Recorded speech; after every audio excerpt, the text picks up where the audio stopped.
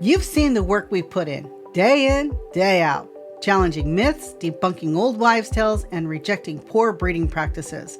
We've dedicated years of research, study, and real-world experiences to perfect the art and science of breeding. And we do it for one reason: to bring you the best, most accurate information possible.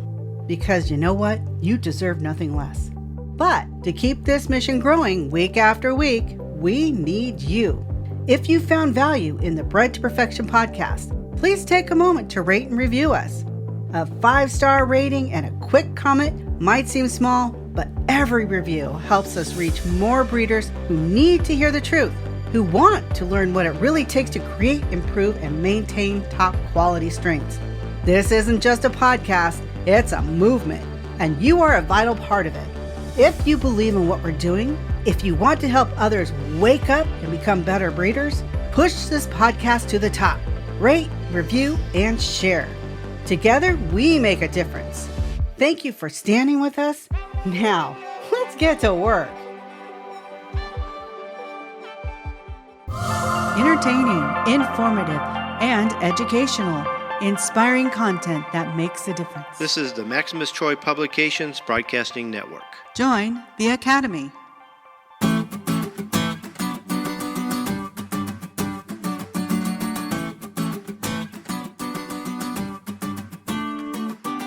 The Breeders Academy proudly presents Bred to Perfection with Kenny Troiano, a show for serious breeders. Whether you are looking to create a new strain or simply improve an old one, you have come to the right place. Daddy, I want more chickens. Oh, boy. Now, here's your host, Kenny Troiano. Well, hello everyone, and welcome back to another episode of Bred to Perfection. My name is Kenny Troiano, and this, my friends, is the podcast devoted to helping you become a better breeder and taking your strain to the next level. That's right, my friends. It doesn't matter if you are brand new to breeding or you've been breeding for many years. There is something all of us can do to improve our fowl for future generations. You've heard me say this. My mama did not raise a fool, and if she did, it was one of my brothers.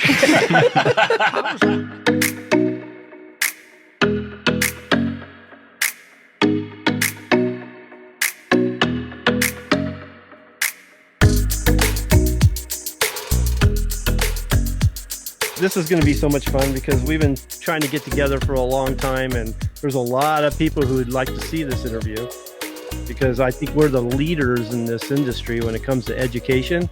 I look at this as a monumental event. It is. So this should be a lot of fun. So I look at us all as teachers. I don't know if too many people do what I'm doing as far as the breeding side, but you're one of the main teachers too. The only difference I think between you and me is maybe I go a little deeper into the breeding side of it, but you're in the Philippines and you get to talk about anything. My forte is not breeding. I can breed, but my number one thing is pointing and conditioning. Ratliff was a good breeder, but that wasn't what he really taught. Forte was conditioning, and not even pointing, just conditioning. But I think what's interesting is the way you and I have met. I think we've known each other or of each other for quite a long time, but it wasn't until I read something or I listened to something that you'd put together on inbreeding. And I found it fascinating because very few people tackle inbreeding properly and have a good understanding of inbreeding. And I was just in awe because it was like, this guy thinks like I do. And I think that's how you and I got together, is because of that particular segment. And I wanted to show you how I appreciated that. And I appreciate us getting together today and having me on. And I had read a lot of your stuff over the years in the magazines, long before I ever saw you on Facebook. And then when I first saw you on Facebook, I didn't put the two together. I didn't put, okay, that's that guy from the magazine. And then I finally did. And from that point on, I thought I'd really like to meet him or talk to him sometime, pick his brain. But it was interesting how he ended up striking up a conversation. And we do see eye to eye on a lot of stuff as far as breeding. It's funny, we knew the same person, Manny, and yet we didn't know each other. Because he tried to get me on his team. I think it was for the magazine. I actually did send articles that he could put in this magazine, which he did from time to time. Yeah, I wrote 2 or 3 different articles for them. I guess the first one I did was 2015. I did the Mike Ratliff tribute. It's funny because I actually wrote it for a Mexican magazine, and then it ends up in Pit Games. And when I got here, I saw it, and I'm like, how'd that happen? A friend of mine, it's called business as usual in the Philippines. It's plagiarism or it's copyright infringement or whatever you want to call it. But a friend of mine came up to me that was at the expo in 2015 and said, hey, man, that article you wrote for the Mexican magazine is episode of Pit Game. I said, no way. And so he brings me the magazine, and I look at it, and I'm like, yeah, they gave me credit for it. That's the main thing. So I was like, I want to go find out who publishes this. So that's how I met Manny. Was I go up to their booth, and I start trying to explain to the guys behind the counter that, okay, this is me. This is my article. So they go get Manny, and Manny comes back, and he's, oh, my friend, I hope we don't have a problem. He's bigger than life. His heart was that big, and he was that big. He was a very large man. He comes up and shakes my hand, and that's how we meet. And he's, I hope there's no trouble. We admired the article and wanted to put it in there. And since Ratliff is here at this expo, we wanted to celebrate him. And the article was, so no, I have no problem with it. I said, can I have a couple of copies of it? Oh, yeah, sure. Take as many as you want. Yeah. He asked me if he could publish my articles. I'm like, hey, it's free exposure. Why not? As long as you give me credit. I just sent him a whole bunch of articles. So it all worked out. And I got along with him really good. And the same thing in the Mexican magazines. I did the same thing. I pretty much provided them articles, and then they translated my book into Spanish, and then they took off on their own without even asking me at that point. That's how that works down there. But it's funny, though. Me and Douglas was talking about this a while back, and it's so amazing that something as simple as a chicken can build so many great friendships. And you was talking about the inbreeding part. Actually, that's how me and Kenny got talking. I joined his website, and I'm like you, Douglas. I didn't put the two, Kenny Troiano and the Gamecock, and I didn't put the two together. Yeah. And that's actually what we started talking about. But me and Douglas was talking about this 2 or 3 weeks ago, and we was talking about how something as simple as a chicken could make so many great friendships. It's awesome. Yeah, for sure. Yeah, I agree. I find being a teacher like we are, it's a double-edged sword in that we attract good people and bad people. And some people want to take advantage of us and become friends of us just because of who we are. And it becomes very difficult to make friends. I find that my best friends are the ones that are the teachers, actually, because we can relate to that kind of thing. I'm just going to say, I definitely agree. I get so many people all the time, especially here in the Philippines, that say, sir, will you mentor me? And I'm like, I've got books and DVDs, and I've got an online class. And they're like, I want you to teach me personally. And I'm like, buddy, there is not enough hours. If you gave me 48 hours in a day, I still wouldn't have time to personally mentor everyone that asks for my help. It's hard enough keeping up with the emails. I get about 100 Facebook messages a day. Oh, yeah. And it's almost impossible to go back and answer everybody. What they do is they go, oh, I understand where you're coming from there, but can you just answer this one question? Yeah. Or, Man, you are not getting it. pay off to be your friend, your buddy. And they don't get you to the level of friendship that they want, then they turn on you big time. Yeah, that happens too. I try to answer everybody's questions. I really do. But I also have a wife and kids and a business to run, and I like to sleep occasionally. So sometimes it takes me a day or two to get back, but usually within 2 days, I try to get everybody's questions answered. But occasionally I'll get somebody that will buy the book and DVD, or buy the book or buy the DVD. And then they'll start asking me questions. After about 6 or 8 questions, I'll say, look, man, did you watch the DVD? No, I haven't had a chance to watch it yet. I'm like, I put it on a DVD so I don't have to answer all these questions. I'm not trying to be arrogant or inconsiderate or anything like that. Please watch it first. And then if you have questions, I tell them to write down all your questions at one time. Watch it 2 or 3 times. If you still don't understand something, write it down. And then message me and ask me all those questions at once. Yeah. I really like the group that we have here because we cover everything, all of us. Yeah. I talk about it all the time that the 2 places they fail the most is breeding and nutrition. I'm sure that your area of expertise are failing there too. And this is going to bring in a lot of viewership because we all cover the areas that most people are failing, which is going to be good. It's tougher to find here in the Philippines than what you might think. I actually feed a lot of hog feed, a lot of pig feed to my chickens simply because I get better results, better bodies out of that than I do out of the average feed. And then you were talking about the three of us being in our expertise. But I want to mention that Frank is a very accomplished breeder, as you well know, and every show needs eye candy. You got to have a pretty face on there. So I thought so that I know was you. That's on that other show. Yeah, that's me on the other show. We always say that Frank not only compliments us as a team, but he connects us. I don't want to say he's a common man, but he represents our listeners. And he asks the questions or says the things that they need to hear. I get to where I click off his post because I get tired of seeing those chickens. They're beautiful chickens. I get sick of being jealous. You've got the prettiest roundheads in the world, man. They're better looking than mine are. So I don't know about that, but of course, you know how much work goes into that. Oh, yeah.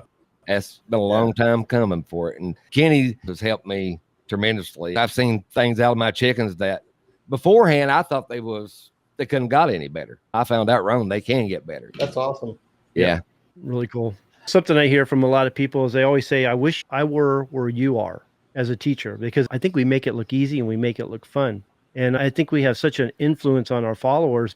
What they don't realize is there's a huge responsibility in what we're doing, because we got to not only pass the right information, but we need to pass information that they can actually use. And that's not happening on the internet. You know what I'm saying? So that's one of my real pet peeves is guys that are posing as teachers. Yeah. I made mention to Desmond the other day. We were talking about a guy who actually is on the internet that presents himself as a teacher that actually sells a keep, but he couldn't answer simple questions. He couldn't even explain what it was. And if you can't explain what it is, then you probably don't know how it works.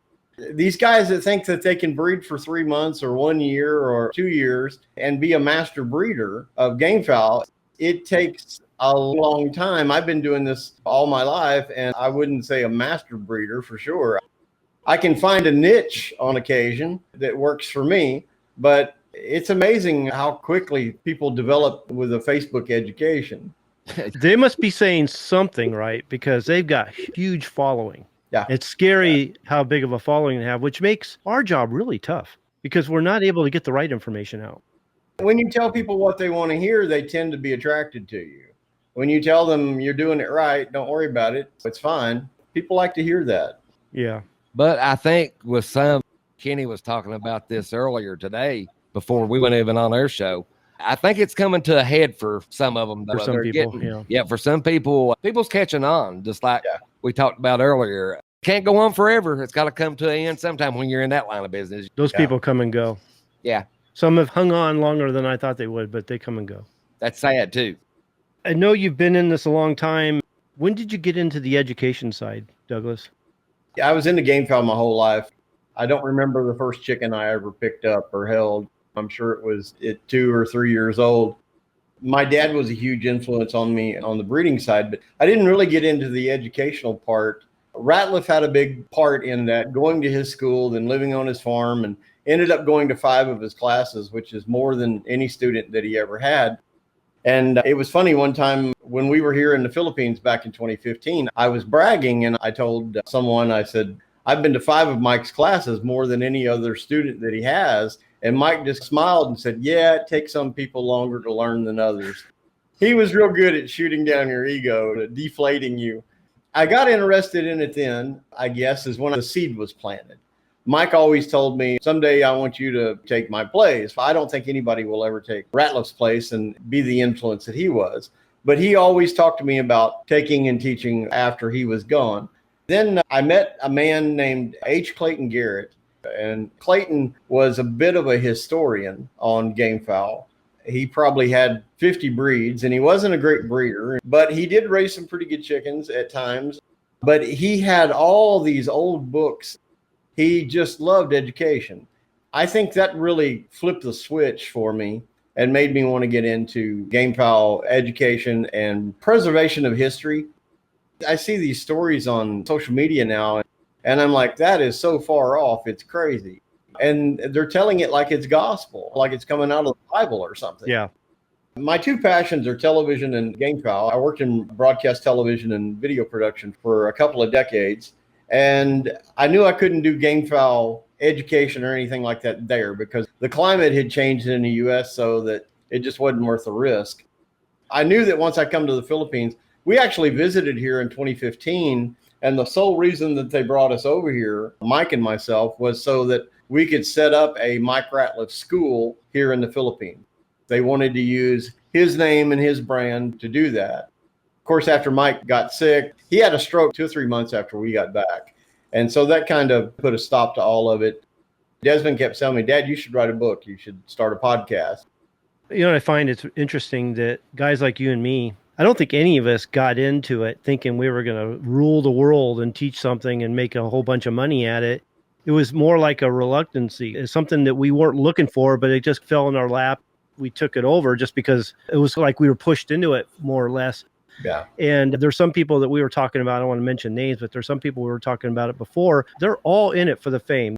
You can see right through them. But like for me, I just enjoyed the birds. I had a great mentor, Tony Seville. He taught me a lot about the selection of the bird, the structure of the bird, the preservation of the bird. And it was my daughter who really got me going, because she started looking at the magazines and going, Dad, because she would hear me talk to other people on the phone. People would call me, just local people with their domestic chickens wanted to know, because the feed stores knew that I raised chickens and they didn't know I was an authority on it. I really wasn't at the time, but they thought I could help people. And that's how it started. So my daughter would go, wow, I'm listening to you on the phone talking to these people, and I'm reading the stuff in the magazine, and I think you could do better. And I told my daughter, if you think it's that easy, you go do it. And she did. For 2 years, she wrote articles in the Gamecock under Sammy, the little girl cocker, right? I remember. Yeah. I've read them. Yeah, I remember. Did you? Yeah. And so she did that for almost 2 years. And then she came up to me because she was just getting into high school and said, Dad, this is really tough. I'm really busy. I think she was losing interest. I said, I'll tell you what, I'll write a few articles, give you a break, and see if you want to come back. And I got such a response. I was like, I can keep doing this. And I just kept writing my little articles and sending them into the magazine. I enjoyed the education side. I enjoyed helping others. That became fun to me. I never thought it would turn into a business. That just happened. It's like following the breadcrumbs. It takes you here, then it takes you there. And before you know it, you're running a business. Yeah. And that's how the membership came around. You and Douglas, in my opinion, was the grandfathers, the actual first two that started it, doing it for a living that I know of. There might be a couple, but nowhere close to as big as you two. Yeah, a lot of people didn't think it could be done. Yeah. And I wasn't trying to make it happen, actually. That's the thing. All I did was take the articles from the magazines and turn it into a book. Yeah. And I was like, wow, this is cool. I'm still making money from those books. And then I decided I'm going to focus this on one topic, which is breeding, which is what I loved. And so I made my second book. From there, it just took off. I actually thought that's all I was going to do is write books and put books out. I make money from it. I can't make a living on that. There's just not enough money coming in to live off of. It's good extra money. My passion was the magazine format. I wanted to do it on the internet because I could combine multiple formats. You have the written word, you have video, audio, illustrations. Yeah. And I kept telling my family, I go, I wish I could put together an online magazine that people could subscribe for. And I wasn't even thinking of a lot of money or anything, like a few bucks here and there, just so they could get on and I could run the website. And that's how the website came about. It was just breadcrumbs. That's all. We'll be right back after word from our sponsor. This show was brought to you by the Breeders Academy, where we will help you to increase your knowledge of breeding, advance your skills as a breeder, and help you to improve the quality and performance of your fowl. As a member, we'll provide you with the roadmap that you will need to create a true family or strain. I urge you to check it out. You've got nothing to lose, and you can cancel at any time. You also have a 30-day money-back guarantee. Simply go to www.breedersacademy.com to sign up. The Breeders Academy will not only change the way you think about breeding, but improve the way you breed your fowl. I hope to see you there. So let's get started.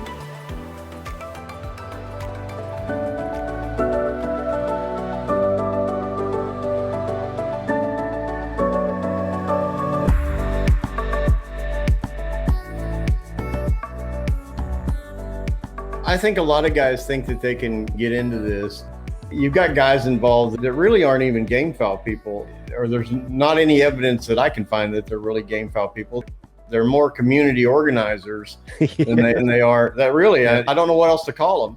And they're making themselves celebrities and all of that. But funny story, it was almost Christmas time. It was in a December, a 3 years ago, I guess. My wife asked me, she said, "Are you going to Luzon with me?" Which is where I live now, but before we were living in Cebu for Christmas. And I said, "No, I'm going to stay home." And she said, "Okay, that's fine if you want to stay home." Christmas is celebrated very differently here in the U.S. So basically Christmas Eve, it's like 4th of July on Christmas Eve. And they have mass at midnight and all that stuff. And she said, "What are you going to do while I'm gone?" I said, "I think I'm going to take the time and write this book." I said, "I've been wanting to write this book for a long time." And I said, "I think I'm going to sit down and write this book, or at least get started on it anyway." And she laughed. And she said, of course, my wife is Filipino. She said, "Who's going to buy a book from you?" I said, "You never know." I said, "I've been in marketing my whole life. I know how to market a book." And so she told me later, after the book sold several thousand copies, she said, "I thought maybe you'd sell 10 copies. I never expected take off and you to sell as many as you have." But I'm so surprised. Desmond and I talk about it all the time, the longevity of the book. We're 3 years, I guess 3 years in with the book now, and we still sell a lot of books a month. And we keep finding new markets, it seems like. It's selling good in Mexico right now. It started selling here in the Philippines again. And of course, I've got another book that's coming out probably this summer, and try and get it out as well, that I've been working on. And I work on them while I'm inspired, and then I lose interest and I stop. It's a lot of work. It is. It really is a lot more work. And it's funny because writing one takes me about a year. I'll stretch it out. But when I go back and look, I actually worked on it a period of a month, but I stretched that month out. I spent 2 days writing here and 3 days writing. It's like a painter. I have to be in the mood to write. Yeah. Or it's hard. It's forced. I don't want it to be forced. I felt the same way you did, because when I did my first book, I only printed 100 books. And I really thought I was going to sell maybe a dozen of them, and I'd be stuck with a whole bunch of books. So I was in fear of actually printing them. And I was surprised that they actually did really well. I was going to keep revising my books and make them better until I came up with the membership idea. And I abandoned the whole book idea and just decided everything I do from now on is just going to go on the membership. If you want my help, go there. That's where I'm going to help you. You can't help everybody. If you tried to help everybody who contacts you, you'd go crazy, because there's a lot of people. And they want it for free. They expect you to take the time and sit there and tell them everything they need to know and more. And if you don't do it, they're mad at you. Yeah, I get that a lot. I get guys that tell me, "I can't afford $100 for a book." Then you can't afford your chickens. Yeah. That's what I tell them. "Okay, but you said you had a show on Friday or Saturday. How do you afford the entry fee?" Yeah. And especially here, because guys don't want to invest in education. They'll go spend bucos of money for a chicken or brood fowl or whatever, but they don't want to spend $100 on education. I'm like, man, you have got it backwards. Yeah. 50 years worth of education for $100. And believe me, it cost me a lot more than $100 to get the information that's in that book or DVD. It's the worst excuse. I can't stand that one, because if you can afford even a few chickens, and you can afford the membership or a book. Yeah. That's what I tell them all the time. Not willing to learn. You want it all handed to you. Yeah. That's what I tell them about Kenny's website. They say, "I can't afford it." I say, "Okay, can you buy 2 extra bags of feed a month?" "Yeah, I guess I can." I said, "You can afford Kenny's site then." There's no excuse with it. Yeah. Yeah. Either you want to learn it or you don't. That's what it comes down to. To improve yourself, you have to have the interest and the motivation to do it. Otherwise, you're never going to advance yourself. Never. Yeah. So, Douglas, what do you think is the biggest threat to breeders as far as gamefowl in the industry and the breeders themselves? What do you think the biggest threat is? Right now, for the young breeders, I think it's social media. Yeah. When I was growing up, there was limited information and nearly no information that was out there. You got the magazines and you read and reaped what you could get, but not a lot of guys would tell you a lot of things. But I believe that today there's so much bad information out there that I think social media is going to be a major player in the downfall of gamefowl. It was a double-edged sword. It brought people together worldwide in the gamefowl industry. Guys in the U.S. could actually talk to guys in the Philippines all of a sudden, just boom, and they were able to communicate, whereas before they weren't. So that was the good side of it. But the bad side was so much bad information, so much exposure, unwanted exposure in the U.S. Yep. Guys posting pictures of trophies. It's like Mike, my co-host on our show, talks about. If you sold drugs, if you did some other illegal activity, if you sold drugs, you wouldn't be posting, look at my stash. You wouldn't be doing that. You have to play within the rules. If I see certain things on the internet, I block that person. Yeah, I do. That stuff should not be on the internet. So as soon as I see it, I'll either get rid of them, I'll unfriend them, or I'll block them. Monday, I think it was, just putting illegal stuff on there. Is that right? Videos, yeah. Trophy pics. And I knew it was coming, and it was one of the biggest ones. I think it had 40-some thousand members. All of a sudden, it's gone. But Yeah. it brought it on their own self. I'm surprised more of them aren't gone, tell you the truth. Yeah. Because of that. Yeah, the internet, it's not a good thing. And there's a lot of people on there who have only been raising chickens or gamefowl for a few years, and all of a sudden they're experts. And they think they know everything. And I was telling Frank earlier that I was included in a lot of different groups. And I spent all last night undoing all those group participations because I was tired of seeing what I was seeing on the internet. And I just couldn't take it any longer between the things that they're showing that they shouldn't show and the poor looking birds. And I figure if they're following me, then they're on my Facebook and they're following me. But I'm not following this stuff anymore. I'm just not doing it. It does me the same way. It bothers me to see some of the birds. They'll show some birds on there that I would literally put on a hatchet block and cull it immediately. And there's people on there wanting to buy it to breed. I don't understand that. I really don't. What I was doing is I was collecting those pictures. I was putting them in a folder because they were so far from representing their breed. It wasn't even funny. They were defective. They had huge disqualifications. And I'm like, people need to know that this isn't right. These birds aren't proper. And so I was going to make a whole big program just on that. Yeah. I think another one is when you talk to some of these people, I don't know if I'm insulting them. They just don't want to be told they're wrong, or they really truly believe that these are really good traits like squirrel tail. Some people love that trait. There's nothing I can say to change their mind.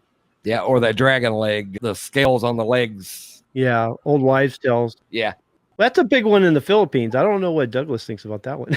Yeah, they count scales here, and it's funny. A lot of people here are very superstitious, and they tell you that they're not, but yet they are. They believe in the dwarf that lives in the stump, and you leave an offering for the dwarf. Real stuff here. That's real stuff. And a lot of them believe in certain lucky days. They're very superstitious here. Counting scales is one of them. And Big Mike, my co-host, had an entire wall of the good scaled legs that he would collect. But now going back to the media part of it, there was a guy on there the other day sent me a picture, and it was my birds. And he was calling them by his name and calling them Kelsos, ripping people off more or less. And we had a discussion, me and him, and he apologized and then went and posted more pictures, and it was of somebody else's chickens that he had done just like he'd done me. So there's all kinds of stuff on the media. The media can be, like Douglas said, bring us together, and it can tear us apart too. Yeah. Frank, that's why I put my logo on my pictures. I put Breeders Academy on them so that they can't do that, because that's what was happening to me too. Yeah, I'm going to have to do the same thing. But what I'm seeing on the internet and everywhere, and I think it's the downfall of our breed, is the fact that they lack the breeding skills. They don't understand the breeding process. And I'll go back to what we were talking about earlier. It's always breeding and feeding. They seem to always miss those things, not just a little bit. They miss it a lot. We see these things on Facebook, and it just frustrates us. I don't know how to get through to people. It seems like we have a huge exposure, and we're getting the word out there, but sometimes it doesn't feel like it's changing anything. Yeah. I get hung up on people's feed mixes. They show their feed mixes on there all the time. And I'm like, okay, tell me the nutritional information about. They don't even know what protein level it is, much less the nutritional information behind it.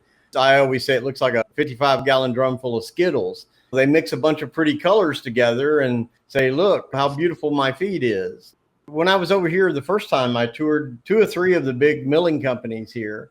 They have laboratories. It's scientific labs that put these formulas together. And even here in the Philippines, they run by high standards, and the way they mix the batches. And it was white coats and guys in a laboratory setting coming up with these formulas. The gamefowl community is a different bunch of people. No, it's not just the gamefowl community. It's the domestic chicken. Really? Oh, yeah.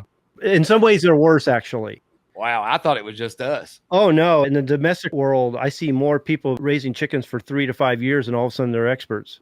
I don't see that as much in gamefowl. Gamefowl breeders, they're more hungry for information than you think they are. Oh, yeah. But the problem is they're listening to everybody. That's the problem. They're listening to everybody.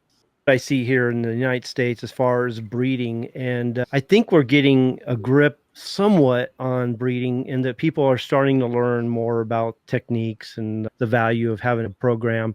And I wonder if we're making some progress maybe in the Philippines, because I'm getting more and more members on the Breeders Academy from the Philippines, which I never thought I was going to get. Yeah. That surprised me quite a bit. Almost to the point when I would get people from the Philippines on my Facebook or on my newsletters, maybe they wouldn't be potential customers. And if I had to purge some things, that would be where I'd start to purge. And I was like, wait a minute, they're actually a viable customer and they really want to learn. I get them on coaching calls and I'm impressed with the questions that they're asking. So it gives me hope. But what do you see in the Philippines as far as their knowledge and motivation and interest in breeding? There are some that are probably in the higher income bracket that have a sincere interest in learning because they figured out, okay, if we're importing chickens from the U.S. as breeding material, then there must be something to the U.S. breeding programs that is better than what we're doing here, which is a very common practice to import chickens from America to here. I used to always laugh and tell people, hey, you don't see Americans buying chickens from the Philippines. Not that you could ship them even if you did, but nobody looks at the Philippines as an example of breeding programs. A lot of what they do here that is wrong is they keep adding new blood in every year. They're breeding stags and pullets. They prefer to breed stags and pullets continuously.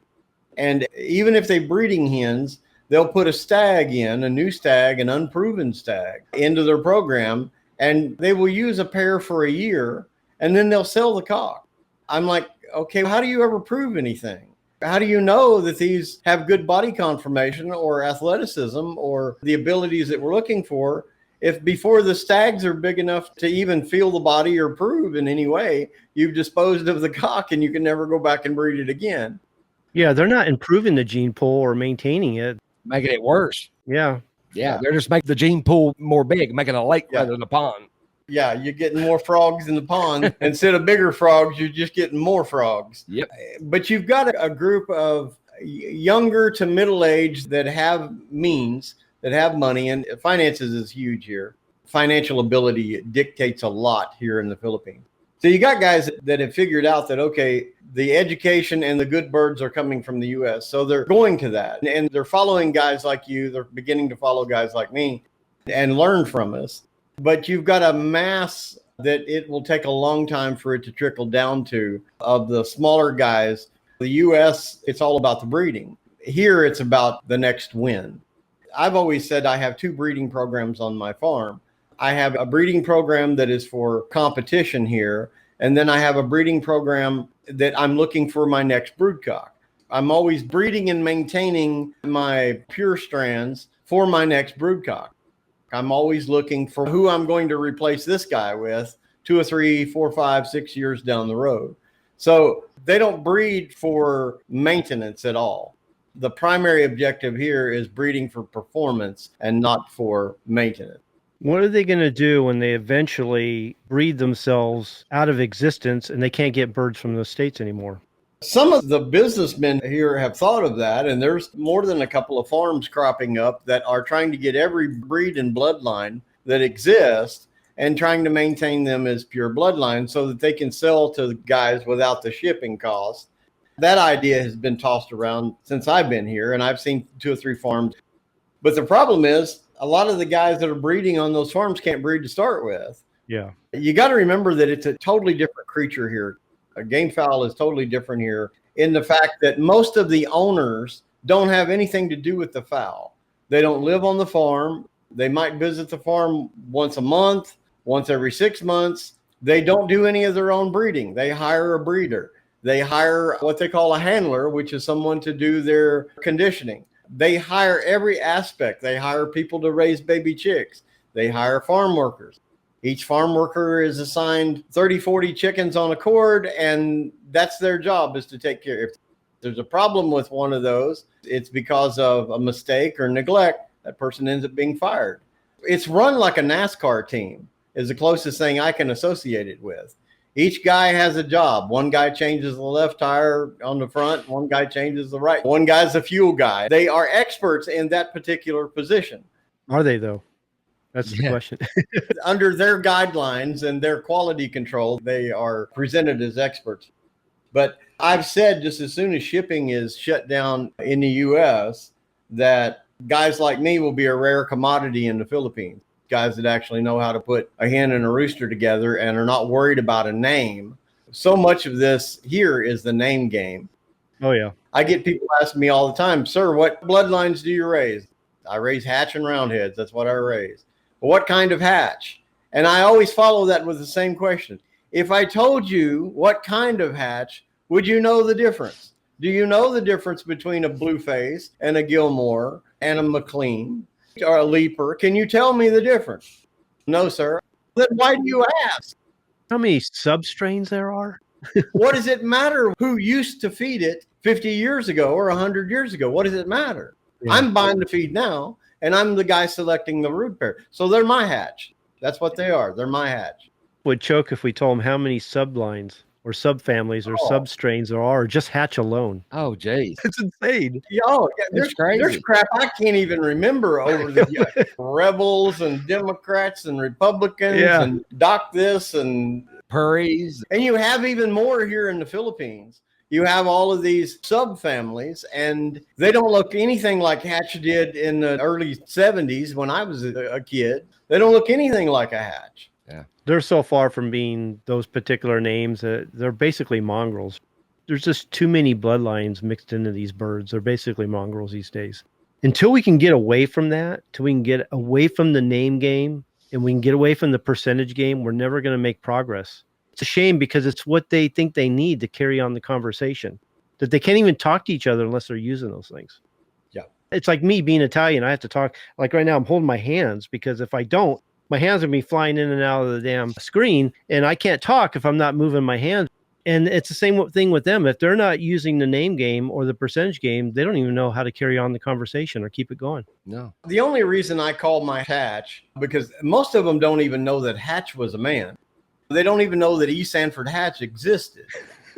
Seriously, I'm being totally serious. A lot of people do not know that was a real person. So the only reason that I even call my hatch is because if I say they're green-legged, they won't understand what I'm talking about.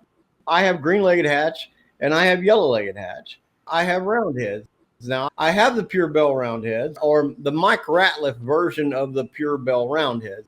Mike Ratliff did not stick strictly to what Elmer Bell bred. Mike was known to add this and add that to make them what he wanted them to be. And he was a good breeder. I don't think anybody ever had any better body on chickens than he did.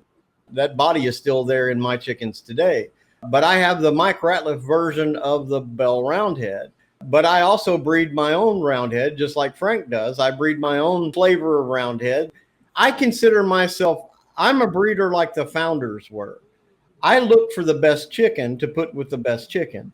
I don't care what name it had.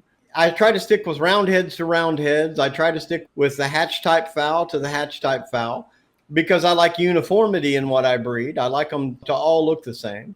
But I'm not going to breed something just because it's this name or that name. And it's not that I'm trying to mimic them in any way, but that's the way they bred. They created these strains by breeding the best chicken to the best chicken, not because they got pure this or pure that and put the pure together. If you stick with that name game thing, you will run out of chickens real quick. I just don't think you're making any progress because you're getting caught up in the name rather than trying to improve the traits, trying to improve it and make it represent its breed. Yeah. It's like mine. I got mine from Colonel Givens. I don't call them Colonel Givens. I don't call them Hatch. They're my Maximus line. I completely left that. And it took a little while for people to get the hang of it because they kept wanting to ask, what are they really? What are they? Where did they come from? And I was like, that doesn't really matter. They're a family. I created. They represent what I think they should be. And I've bred them pure for almost 30 years. That's all that matters to me. One of the names that they're so hung up on. But you go back and you look at the hatch, what they were Kearney White Hackle. They were Kearney Brown Red. They were actually put together a lot by Mike Kearney. They have the mahogany, green leg mahogany. That's where the green leg comes from. They had a shot of roundhead in them that was put in them. Some people say Boston. Some people say that it was Duray white hackle, which was a roundhead. The truth is all of that was actually John Stone Claiborne roundheads. John Stone, a man from Massachusetts who gets no credit for creating the modern roundhead whatsoever, but was actually the father of it. We can't even take what we considered foundation strains back in the day, like when we were younger. There wasn't as many of them, for one thing. For the most part, I remember those times. And when you saw a kelso, you knew it was a kelso. It was a very distinctive bird. Yes. The hatches were very distinctive. The roundheads were actually distinctive. Matter of fact, roundheads were almost the only birds that were even peacocke at that time. Yeah. So it was simpler back then. And now they're so mixed. You don't know what's what. We can't even get pictures together and say, this is what a hatch should look like. This is what a kelso should look like. Yeah. We have no reference for that whatsoever. I just think we need to get away from it completely. It's like when I tell people, when you get seed fowl, when you first get your bird, you go to Douglas and you buy a cock. You go to Frank, you buy a hen. You put them together. Those are actually your seed fowl. At that point, it's a clean slate. It doesn't matter who you got them from. It doesn't matter what they call them. It doesn't matter the percentage of blood which they think is in them. You're basically starting over. From there, the offspring are going to tell you what direction to go in. And that's how it should be. And from that point on, once you get into the transitional stage of a breeding program, they're basically yours at that point. It doesn't really matter. We got to get away from those names. Guys now are letting the name tell them what fowl to select and which direction to go in. To the point that they're not looking at the traits. They're not looking at what makes up the bird. They're only seeing the name. That's it. Yeah. They'll pass over a hen because she doesn't carry the name or whatever, and pass over a really good hen to breed something that is a lesser hen.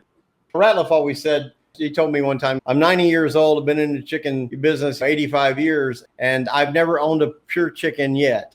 One man's pures were another man's crosses. That's true today, but it shouldn't be. I don't think it should be. No, you're right. If you got a family that's uniform, consistent, and the offspring are predictable, and you've bred them for a while and you've selectively bred them for those particular traits and you're seeing the results you want, I think you got a family.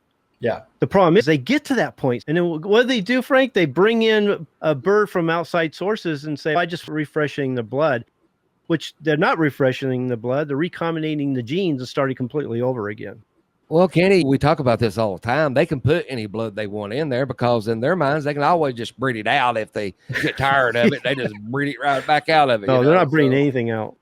That's one thing that I can't believe people actually think. They think they can add new blood and then breed theirs back to it and breed it all out. But the biggest thing is I don't understand. They'll get a good chicken off, say, for you, Douglas or Kenny, and breed it in something that is mediocre or declining that they've got to make it better. Why not just get a trio of the chickens that they're getting off your Kenny and just breed those? If you're going to bring in blood, first of all, you're going to create a subline. You're not going to breed it into your main foundation. Right. And if you're bringing new blood, it better be better than yours, okay? Because that one bird's going to drag your birds down every time. And we're talking about the hens they breed. They don't breed the good hens because it doesn't have a name attached to it. Some people will actually hold on to a bird that's substandard in every way, but because it has that name, they think it's valuable. It doesn't represent its breed. That's true. That's the other side of the coin. That's so true. It's sad. It's just like these chicken peddlers. They'll call a white-legged roundhead. They'll have a white-legged roundhead. They'll call them Bruners one year because Bruners are selling good. And they'll call them Lacey the next year because Lacey's are selling good. And that's the biggest part of the name game. I think they use that name game to sell birds. Are we ever going to make progress in this area? There's just not enough of us to get the word out to make a difference. I think that it's like establishing history. At some point, maybe we'll be able to... We'll be dead then? doing what we're doing, writing it and putting it where that it's lasting. Because talk goes away eventually. People talk about this, they talk about that, and eventually it dies down. But if you put it where it's recorded history, like we are on the internet, maybe after we're gone, people will look back and say, okay, this was the way it was done. Hopefully at some point, if the gamefowl world continues to exist all around the world, at some point, someone will stumble across our stuff and say, hey, these guys were actually doing it right. I think eventually a lot of people will, but I'm not sure that the gamefowl industry is going to survive worldwide. Now the big proponent is the online stuff. I saw the same thing happen with the US. I've seen it happen in other places. I hope that it lasts. I hope that gamefowl will always be bred and raised and continue to exist as a species. We all have to work together, kind of like we are right now. Matter of fact, Yeah. Get together, talk it out. Maybe enough people will listen to it. And I see the same thing. We get together, we do these big segments on my podcast. And then I go on Facebook and I see people as if they never even heard it. And it's like, what do I need to do to get them not only to listen to it, but to follow that information? What do you think about that? We're not going to get through people until we're dead. People need to do like we're doing right here, right now, is work together and not against each other. And you guys see it too. So many people in the same area, and the only thing they want to do is fight and bicker and scratch at each other rather than working together. There's no reason why we can't work together like we're doing here today. Yeah, Douglas and I have talked about it numerous times. We don't look at it as a competition because there's plenty of people out there for everybody. And I don't need to take over the whole thing. I think we all have our place. We all have the things that we can teach people. And I think we can influence them in the right direction. Now, I don't know what that number is going to be, and it may take some time. I'm willing to try anyways. Yeah. Well, one of the sad things about the gamefowl community is there's so much jealousy and stuff, and everybody wants to start their own little thing. That's why laws have gotten passed, is because most of the animal rights groups are very well organized. They work together and they spend their money wisely, whereas the gamefowl community is very well fragmented. And if you start a group, then that means I have to go over here and start my own group. That's why there's 50 million gamefowl groups on Facebook. They can't even get along on Facebook and share one group together. It's sad, and that's part of what Kenny and I have talked about, the fact that we can work together. And I know this is going to be shocking, especially to Frank, but not everybody likes me. Not everybody likes my personality, and not everybody will swallow what I'm serving. They may like Kenny better. Oh, no, I make my enemies too.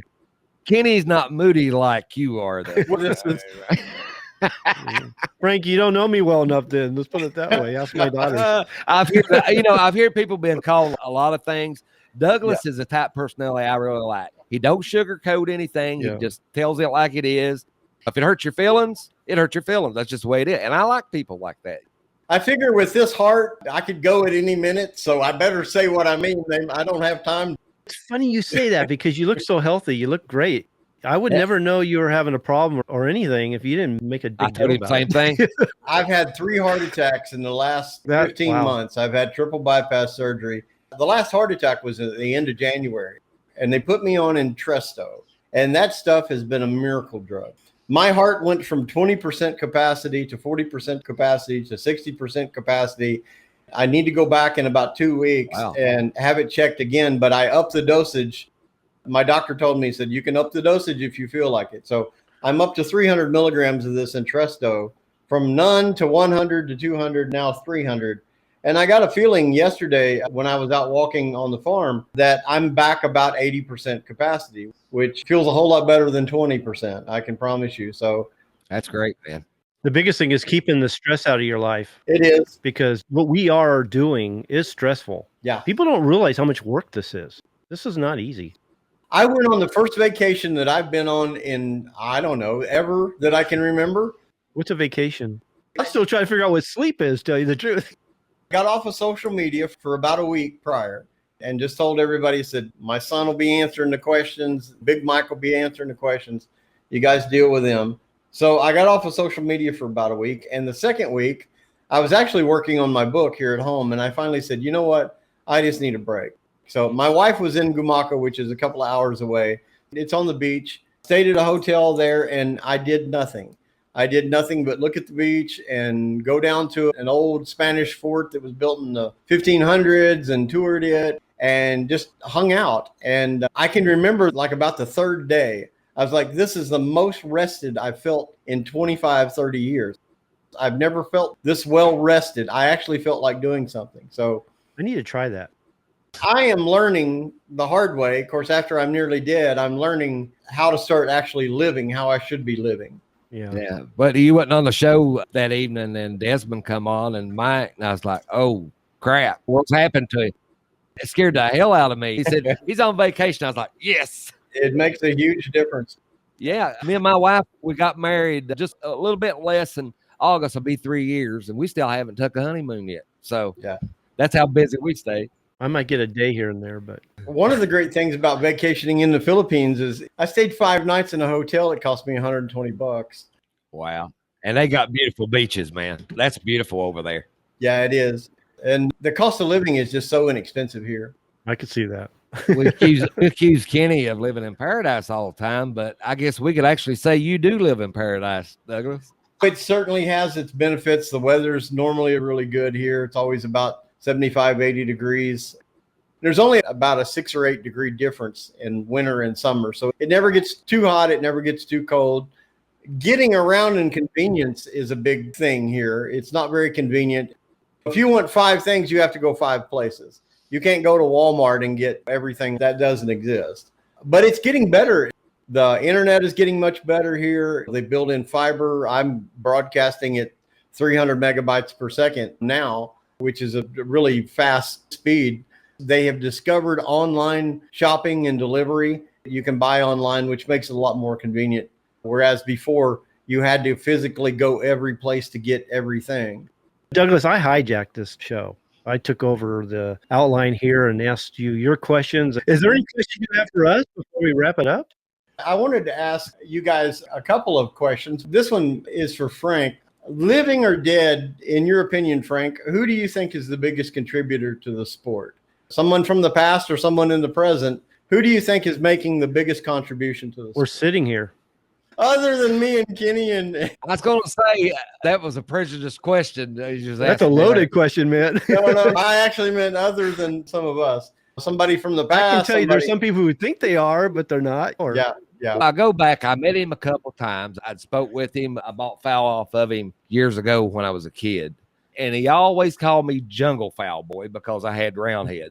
He called anything that had a pea head on it Jungle Fowl. And that'd probably be William T. Green. Of course, he got the grays from Sweater. Yeah. Sweater gave him the grays. I could sit and listen to him talk about breeding all day long. He passed on some years back, I think 2015, 2014, somewhere in that area. Yeah. But yeah, I'd have to say Mr. Green. He was a gentleman when you spoke with him. He could go back and tell you about the old breeders and different breeding techniques that they use and things. I could just sit and listen to him talk all day. But I'd met him a couple of times, bought fowl off of him. But I'd have to say him for the pure fact that he was the gentleman he was. I had met him once as a kid. My dad visited him several times over the years. And it's funny, my dad was very biased against, if it wasn't a red rooster, he didn't think it was a rooster. He was very much a red rooster guy. He raised Lacy Roundheads primarily and penny hatch. He had several different strains of hatch over the years, but he ended up the last 10 years or 15 years that he lived, he raised penny hatch. But I remember the first time he went to W.T. Green's, he came home. I said, was his roosters any good? And Dad said, I believe they were the best roosters I ever had my hands on. He said the man was really good breeder. And he said, it's just a damn shame they were the wrong color. I'd have brought home a dozen of them if they hadn't have been the wrong color. But he always went back to the man and spoke with him and really admired him a lot. I want to ask Kenny, and one of the questions I had for him, I wanted to ask him right quick, and then we'll let you guys wrap this up. What are your base bloodlines? You mentioned earlier that you have fowl, but what are the baselines? And what do you think about people that raise 25 different bloodlines? Is it possible to maintain and improve that many bloodlines? Nope. First of all, my baseline is easy. It was the Colonel Givens hatch. Yeah. Okay. I just don't call them that anymore. Now I call them the Maximus line, and I've never added outside blood in them whatsoever. Matter of fact, let me show you real quick exactly what we're talking about here. I use this a lot because it really wakes people up. Yeah. The top birds were the original pair that I got.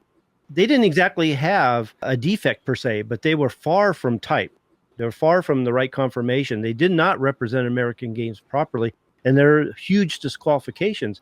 But I saw something in those birds. I don't know what it was, but I just kept breeding them and selecting the variations that worked in my favor. And little by little, I got them to what you're seeing on the bottom of the picture. Yeah. Wow. And that's what they are today. And that's from ever adding outside blood. And I try to tell people all the time, you won't believe what's in their genome that you can take advantage of as you're breeding them. And it's amazing if you just have the patience and you're willing to put them through a proper breeding program and learn what that actually means.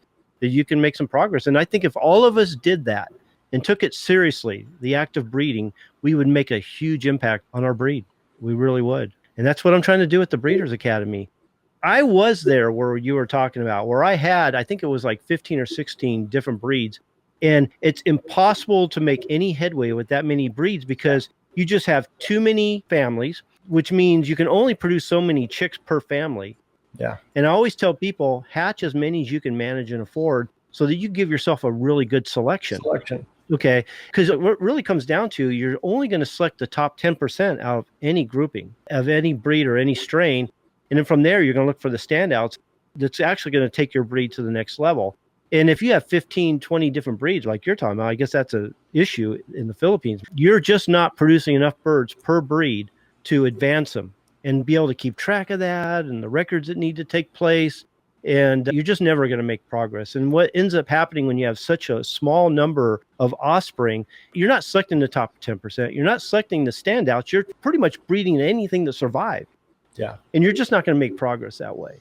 So I actually think that's a wrong way to go, that you need to make up your mind. I usually tell people, select the best strain and move forward with them. Yeah. Okay. And you can do that. I'm sure there's one that stands out over the others. If you like a little variety, maybe 2, 3 at the top, depending on your size of your farm and how much you can manage. But whenever I see anybody who raises more than 3 breeds or 3 strains, the first thing I think of is peddler. There's just no way. They want every breed so that they have a market for everybody who comes on their farm. Yeah. Yeah, exactly. I can't see it any other way. I'll say this. Kenny's got probably and I'm really mean this, the most beautiful green-legged dark red chickens that's probably in the world. But he's also got some of the most beautiful. We was looking at one of his black pearls, another strain that he's got. And those, I wish he'd show more pictures of those because they are gorgeous. I do need to take more pictures. I've just been so busy. Those 2 right there, you can't get any better looking chickens than those 2 right there. So what I'm trying to say, Kenny's one of the guys, he practices what he preaches. And you got to respect that. I see so many guys out there that preach it, but they don't practice it. Yeah. And that's one thing Kenny does. Kenny backs it up with what he actually teaches. When you're teaching something, you're on the spot. If you're not living up to it, you're going to be found out. You're a hypocrite. Yeah. And we've talked about some of these people right now. They're being exposed real quick as frauds, and it's just going to catch up with them. And that's not why I do it. I enjoy the breeding process. I enjoy creating and improving my strains. And I enjoy teaching people what I know. Nowadays, I really enjoy getting people like you guys together with me and doing it as a team. I'm sure. Believe me, I understand what you're saying. You're preaching to the choir. Douglas, I really appreciate you coming on. We had such a great talk. I hope we get to do it again someday. Come up with maybe some new topics, new conversations. Absolutely. Yeah. Great experience. Yeah. Thanks so much, buddy. Yeah, absolutely. Love joining you guys. I hope the Gamefowl community, especially the guys that are well-known or leaders in the community, my hope is to see them start working together. The old saying, we can hang together, they'll hang us separately. I wish to see more of the guys that are well-known to start working together. I'd really like to see that, like we're doing here.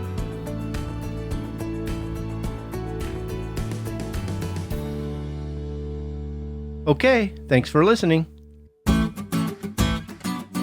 Yes, thank you again for joining us on the Bred to Perfection podcast show. This show was brought to you by the Breeders Academy, where by becoming a member, you can increase your knowledge of breeding, advance your skills as a breeder, and take you and your fowl to the next level. We can also show you how to create a strain from hybrid crosses or mongrel flocks, and help you to create, maintain, and improve your present strains. We urge you to check it out. You have nothing to lose, and you can cancel anytime. To join us at the Breeders Academy membership website, go to www.breedersacademy.com. Best of all, I'll be there to help you every step of the way. While you're checking out the Breeders Academy, make sure to sign up for our newsletter, The Breeders Bulletin. We provide a lot of free bonus materials and some great information that will take you and your fowl to the next level. Well, that's it for now. We hope you join us next time for another episode of Bred to Perfection. We'll see you later. Bye.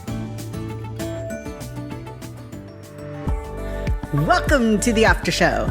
This is the part of the show that doesn't exist, What happens in the after show stays in the after show.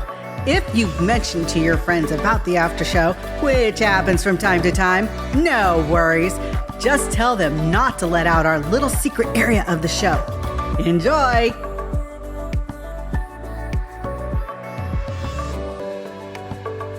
Hybrid vigor makes the birds seem better than they are. It makes poor breeders look like good breeders for a short time, and it hides all the faults. We're right about an hour. Do you want to quit and go to the round table? Yeah, I might do one more. Where are we at here? Okay, let me do one more because I thought this was really important. It kind of goes with what I was just talking about. And that is, we heard it so many times. And I believed it at the time too. And it's the way I bred. Was that even if I didn't see signs of inbreeding depression or other signs that they were being too inbred, I believed what everybody else believed. That you can't breed them pure or inbreed them forever. That you have to bring in outside blood to refresh. I'm trying to remember who actually taught me that. I don't think it was Doug. But we started talking about refreshing them and adding new blood and the benefits and the detriments of it.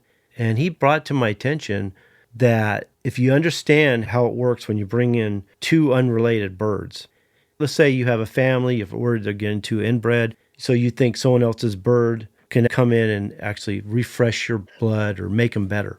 Or you think that because I got the birds from so-and-so, that if I get another bird years later, because I got it from the same breeder, I can bring them in and refresh my blood. Chances are those birds aren't what they used to be. He was probably adding new blood anyways. Whether they're pure or not was probably doubtful. But anyways, you bring in a bird, you bring it into your flock, you think it's going to refresh. And we talk about this all the time where it doesn't work that way. When you're refreshing the family, you're not refreshing, you're changing. And he was actually showing me, if you understand meiosis and how it works, you got mitosis, which copies the chromosome, then you have meiosis that actually creates gametes. And if you understand how that all works, the chromosomes from the mother and the chromosomes from the father, they actually combine. When they do, they wrap around each other, and when they split off, they swap parts. That's where you get variation, especially when the birds are unrelated and carry contrasting characteristics. So some of the traits that this bird was carrying is now being carried by this other chromosome. So they split off, they swap parts, and then they divide. And what they do is they divide into 4 separate gametes, which is the sperm or the egg. So now each one of those gametes are different from each other because of the swapping of parts, what they call the crossover event. So you recombinated the genes, and now you've got unique offspring. Unique gametes produce unique offspring. And so now they're not what they used to be. When you thought you were refreshing, you were changing. Okay, they're completely different birds than they were before.